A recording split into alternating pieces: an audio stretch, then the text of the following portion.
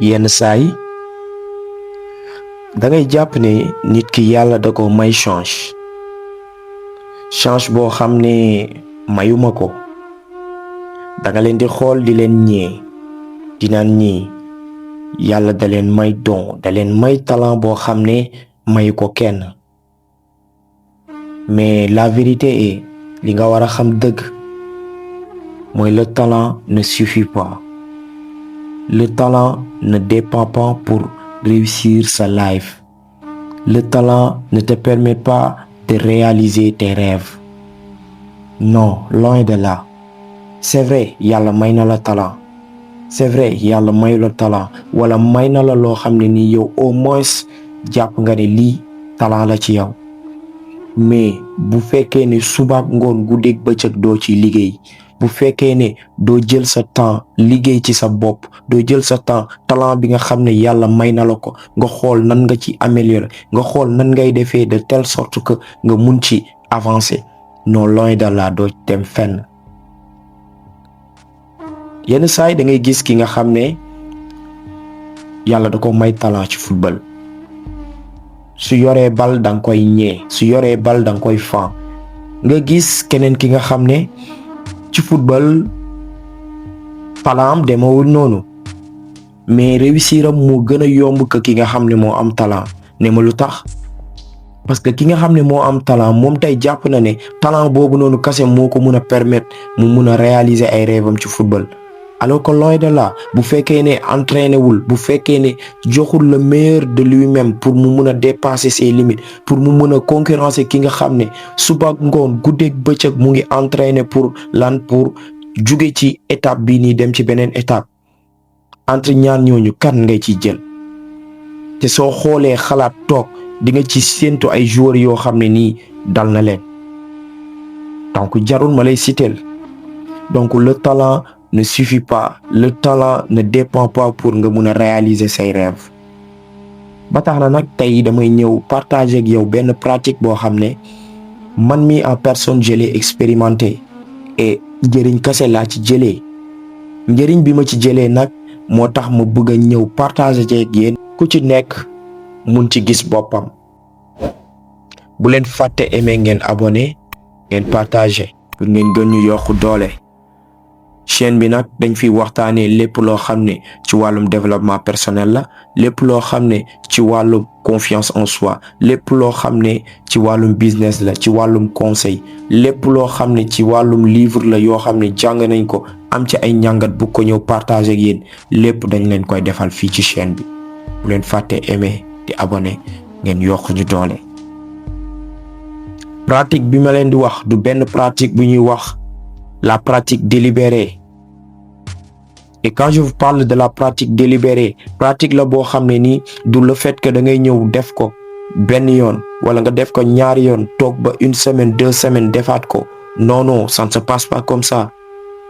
La pratique délibérée ce n'est rien que un travail réfléchi maanaam liggéey la boo xam ne nii da nga koy def mais da nga ciy xalaat di xalaat bi mooy nan laa ciy xalaatee que chaque jour bu ma defee benn nan laay def suba ma tegaat ñaar gannaaw suba ma tegaat ñett c'est-à-dire chaque jour quand je travaille sur quelque chose nan laay def di ci améliorer mu ngi mel ni nga war a tey bëgg a réaliser sa benn business wala nga bëgg a mun anglais wala nga bëgg a mun langue bu munti doon par exemple soxlawul nga ci nekk toute une journée mais jëlal chaque jour 10 minutes chaque jour jëlal 10 minutes kese chaque jour nga xool pendant 1 mois pendant 2 mois 3 mois lan la lay jox.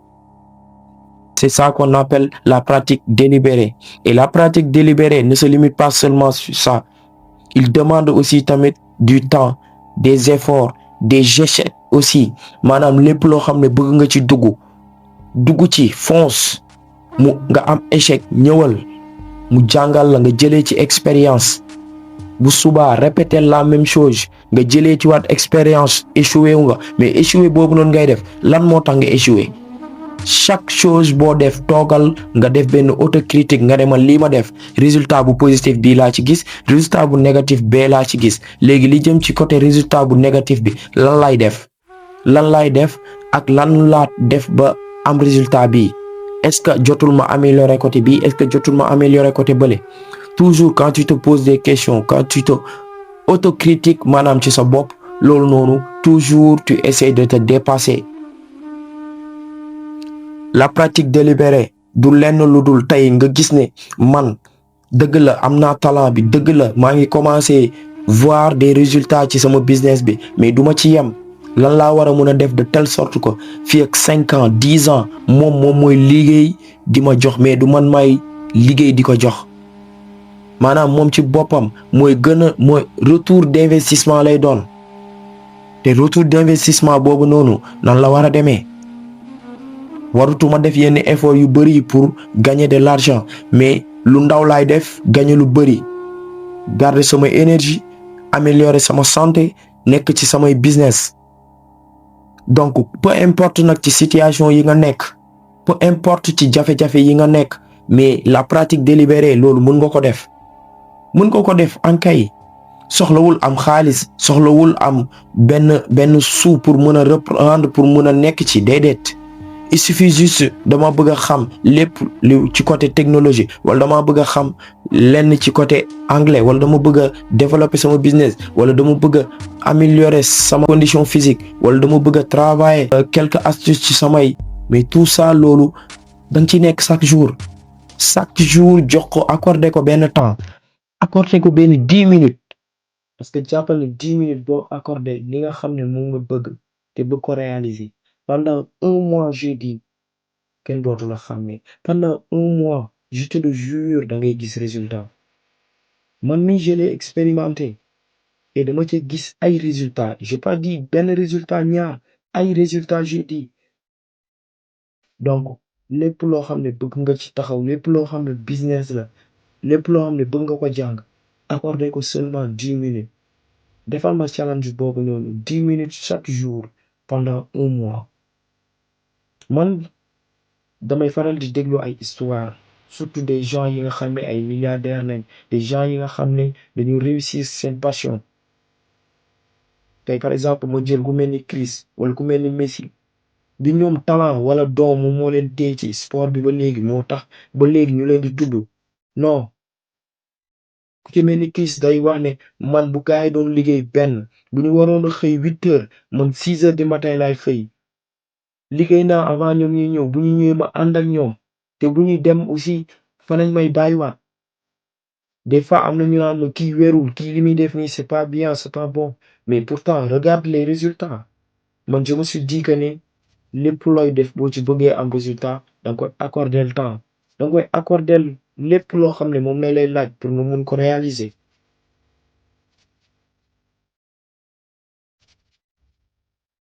et li ma la ci dooleel mooy, je sais que tu as les capacités. Je sais que tu n'as pas besoin de tout savoir en fait. soxla woo xam lépp avantage pour mun ko def, non. Ce que tu as besoin, c'est de croire en ce pouvoir-là que tu possèdes. Et pouvoir bi nga posséder, c'est quoi? C'est le pouvoir de te relever avec chaque échec, de recommencer encore et encore jusqu'à tu as arrivé. chaque jour bu ko jaree jugal nekk ci. xale balaa moo mën a dox ci raam lay njëkkee, di raam ju taxaw daanu, jugaat taxaw daanu. ba loolu ba ma ko comprendre ba léegi la sama état d'esprit changé. non et beneen mentalité ngay yor. donc gis nga boo bëggee réussir, gis nga boo bëggee réaliser ses rêves, tu dois être prêt à travailler. Tu dois accepter que l'on ne devient pas expert du jour au lendemain.